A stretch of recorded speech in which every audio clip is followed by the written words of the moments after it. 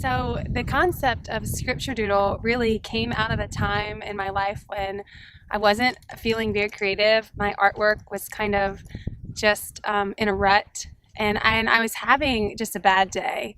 And so I was sitting at my desk and I opened up the Bible to this verse in Isaiah, I think it was, and it said something like, your land is desolate like a shack in a field of cucumbers. And my first thought was like, this is really the Bible. Like, what could this mean?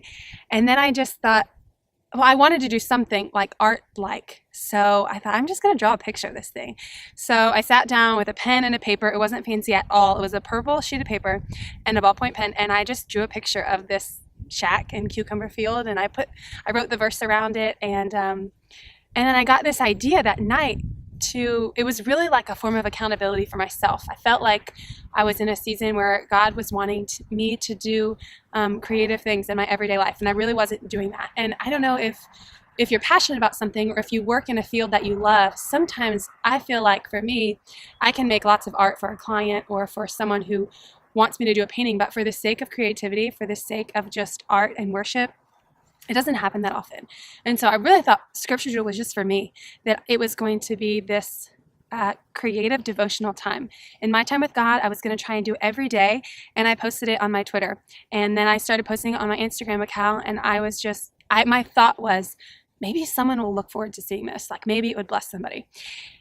And so I did, and I did it for a couple weeks, and then I had some friends, one friend in particular, who said, "Hey, I did a scripture doodle the other day, but I don't want to post it because that's your thing." And I said, "No, you need to post it, and you need to use the hashtag so people can follow it." And I probably had like 4 followers at the time, so it was me and probably just my mom and my family. But so I said, "Post it," and then over time, I really felt like God was saying, "Scripture doodle is not just for you, April. It's for anyone."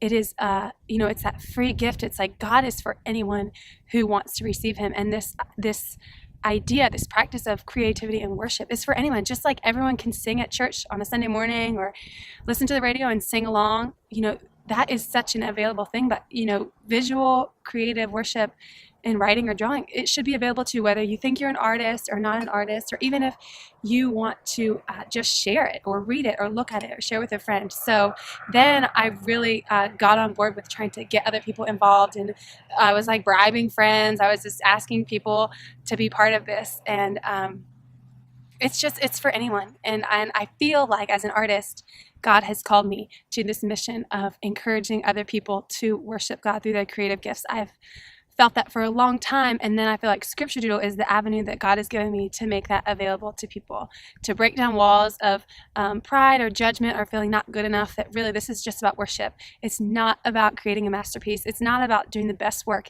It's about worshiping God. And just like when you're a little kid and you make your mom or dad a picture and they put it on their fridge, they hang it, and they love it because you made it.